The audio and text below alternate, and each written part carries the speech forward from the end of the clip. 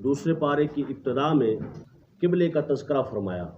یہودی کہا کرتے تھے حضور نبی دو عالم صلی اللہ علیہ وآلہ وسلم کے حوالے سے کہ دیکھیے یہ دین تو نیا لے کر کے آ گئے ہیں لیکن قبلہ وہی لے کے آئے ہوئے۔ یہ ایک اس کا پس منظر تھا، تو اللہ تبارک و تعالی نے فرمایا قد نرى تقلب وجهك في السماء فلنولينك قبلة ترضاها فول وجهك شطر المسجد الحرام وحيث ما كنتم فولوا وجوهكم شطرا۔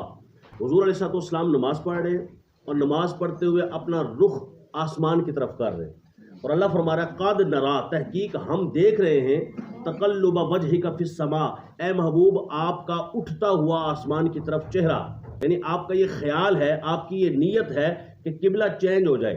فَلَنُوَلِّيَنَّكَ قِبْلَةً تَرْضَاهَا، ان قریب ہم قبلہ وہاں کر دیں گے جہاں آپ راضی ہو جائیں گے۔ دیکھیں آپ اندازہ لگائیں، نماز کے اندر ہی اللہ تبارک و تعالیٰ کا قرآن نازل ہو رہا ہے، اور ابھی حضور نماز ادا فرما رہے ہیں، اور نماز ادا فرماتے ہوئے خیال گیا، اور خیال کے جانے سے اللہ کو حضور کے خیال کا کتنا خیال ہے۔ اب مجھے یہ بتائیں، اگر آپ کی کوئی بات میں محسوس کروں کہ آپ کوئی سوال کرنا چاہتے ہیں، تو یہ بات کہے بغیر بھی تو بات ہو سکتی ہے نا کہ میں تمہارا اٹھتا ہوا چہرہ دیکھ رہا ہوں، لیکن یہ بات کہنا کہ تمہارا چہرہ بار بار اٹھتا ہوا میں دیکھ رہا ہوں، اس میں کوئی خاص بات ہے؟ یا اللہ تو سب کے چہرے نہیں دیکھ رہا، اور میں سب کے دیکھ رہا ہوں، بیک وقت سب کو دیکھ رہا ہوں، لیکن جب حضور کو، اپنے محبوب کو، اپنے حبیب کو دیکھتا ہوں، وہ پیار کی نگاہ جو سوائے حبیب کے کسی اور پر نہیں پڑتی، اس رحمت بری نگاہ سے دیکھتا ہوں، اور فرماتا ہوں قد نرا، ہم دیکھ رہے ہیں۔ یا اللہ ہم تو جمع کا صیغہ ہے، تو ایک ہے، تو یہ تو فرمانا کہ میں دیکھ رہا ہوں، یہ کیوں فرمایا نرا؟ فرمایا کہ جب تم بھی اپنی عظمت کا اظہار کرتے ہو تو ہم کہتے ہو، ہم وہاں موجود تھے عظمت کا، تو میں یہاں اپنی عظمت کا ذکر کر رہا ہوں، اس لیے فرمایا نرا، ہم ہیں نا اللہ۔ تو اگر کسی کو تکبر سزاوار ہے تو وہ صرف اللہ تبارک و تعالیٰ، فخر اللہ کر سکتا ہے۔ فرمایا ہم دیکھ رہے ہیں، مطلب کیا کہ لوگ دیکھے نہ دیکھے، ہم دیکھ رہے ہیں کہ تو جو خیال کر رہا ہے نا کہ قبلہ تبدیل عنقریب کر دیں گے، اور اس پر بھی بس نہیں کیا، نماز ہی کے اندر قرآن کہتا ہے فَوَلِّ وَجْهَكَ شَطْرَ الْمَسْجِدِ الْحَرَامِ، اچھا تیرا خیال ہے نا مسجد حرام کی طرف، ابھی مڑ جا۔ اللہ، اب پتہ یہ چلا کہ اللہ اپنے محبوب کی مرضی دیکھتا ہے، اور اسی کو اعلیٰ حضرت امام اہل سنت نے فرمایا تھا، خدا کی رضا چاہتے ہیں دو عالم، خدا کی رضا چاہتے ہیں دو عالم، اور خدا چاہتا ہے رضائے محمد صلی اللہ علیہ وآلہ وسلم۔ آگے ہے یا ایھا الذین آمنوا استعینوا بالصبر والصلاۃ، اے ایمان والو صبر سے اور نماز سے مدد چاہو۔ یہ صبر اور نماز پہلی بات تو عقیدے کی ہے، پھر عمل کی ہے۔ کیا اللہ کے علاوہ کوئی مدد کر سکتا ہے کہ نہیں؟ اگر کوئی کہے نہیں کر سکتا تو یہاں پر تو اللہ نے خود آرڈر دیا، صبر سے اور نماز سے مدد مانگو۔ اس کا معنی یہ نہیں کہ صبر ایک جسم رکھنے والی چیز ہے جس سے جا کر کے آپ مانگیں، معنی یہ ہے کہ صبر کرو گے تو اللہ تمہاری مدد کرے گا، نماز پڑھو گے تو اللہ تمہاری مدد کرے گا۔ جب چاہو، کوئی مصیبت پڑی ہوئی ہو یا نہ مصیبت ہو، مدد چاہتے ہو کہ سکون ملے، چین ملے، راحت ملے، یہ دنیا کے جھنجھٹوں سے جان چھوٹ جائے، یہ دنیا کے معاملات سے، یہ ادھر غم ہے، ادھر ٹینشن، ادھر رنج، ادھر علم، ادھر پریشانی، یہ ختم ہو، فرمایا نماز پڑھو، پریشانی ختم نہ ہو تو بات کرنا۔ واللہ مع الصابرین، اللہ صبر کرنے والوں کا، لیکن صبر بہت بڑی چیز ہے، بعض لوگ صبر نہیں کرتے۔ حضرت امام حسین رضی اللہ تعالیٰ عنہ کا دن آ جاتا ہے 10 محرم کا، تو وہ اتنا اپنے آپ کو مارتے ہیں، اتنا اپنے آپ کو مارتے ہیں، بے صبرے ہو جاتے ہیں۔ اللہ فرماتا ہے میں صبر کرنے والے کے ساتھ ہوں، بے صبروں کے ساتھ نہیں۔ وَلَا تَقُولُوا لِمَن يُقْتَلُ فِي سَبِيلِ اللَّهِ أَمْوَاتٌ بَلْ أَحْيَاءٌ وَلَٰكِن لَّا تَشْعُرُونَ، یہاں پر بھی اللہ نے فرمایا وہ جو اللہ کے راستے میں مارے جائیں انہیں مردہ مت کہو۔ اب یہ بڑی زبردستی بات ہے سمجھنے والی کہ مردہ ہیں مگر مردہ نہ کہو۔ یہ نہیں اللہ نے فرمایا کہ مردہ ہیں ہی نہیں، بلکہ بات کی تو دیکھیے کس انداز اور اسلوب سے کی۔ وَلَا تَقُولُوا، نہ کہو، لِمَن يُقْتَلُ، جو قتل ہو گئے، قتل کر دیے گئے، کیا نہ کہو، فی سبیل اللہ اموات، اللہ کے راستے میں مارے گئے، یہ نہ کہو کہ یہ اموات ہیں، مرے ہوئے ہیں، مرا ہوا نہ کہو، بل احیا، بلکہ زندہ کہو۔ قتل ہو گئے لیکن زندہ کہو، تولنا، اس لیے کہ میں آگے کہہ رہا ہوں وَلَٰكِن لَّا تَشْعُرُونَ، تمہیں اس کا شعور میں نے دیا ہی نہیں، اتنی عقل تمہیں نہیں دی ہے کہ تم یہ سمجھ سکو کہ یہ زندہ کیسے ہیں، بس تمہارا کام ہے انہیں زندہ کہنا۔ اگر عام بندہ مر جائے تو اسے کام ہے زندہ کہنا، چاہے سمجھ آئے یا نہ آئے۔ تو نبی دو عالم صلی اللہ علیہ وآلہ وسلم، جانے جانا رحمت کائنات صلی اللہ علیہ وسلم کو اللہ تبارک و تعالی نے جو حیات عطا فرمائی ہے اس کے کیا کہنے. وَلَنَبْلُوَنَّكُمْ بِشَيْءٍ مِّنَ الْخَوْفِ وَالْجُوعِ وَالنَّقْصٍ مِّنَ الْأَمْوَالِ وَالْأَنفُسِ وَالثَّمَرَاتِ، جان کا خدشہ ہو یا کہ پھل فروٹ نہ مل رہا ہو، کھانے کے لیے کچھ نہ مل رہا ہو، ہر وقت صبر کرنا بندہ مومن کا کام ہے. جیسے کہ امام حسین نے میدان کربلا میں کیا.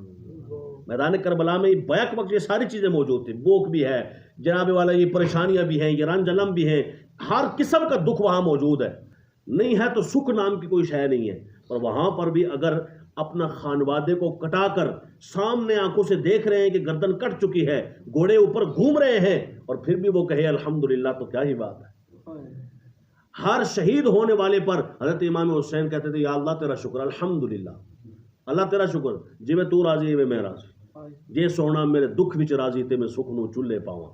اگر تو اس طرح راضی ہے تو میں بھی ایسے ہی راضی ہوں. اور یہ فرمایا الذین اذا اصابتهم مصیبۃ قالوا انا للہ و انا الیہ راجعون. جب بندے پر مصیبت آتی ہے تو بندہ مومن کہتا ہے یا اللہ میں تیری ہی طرف لوٹ کر آنے والا ہوں، ہر شے تیری طرف سے ہے، میں بھی تیرا ہی ہوں.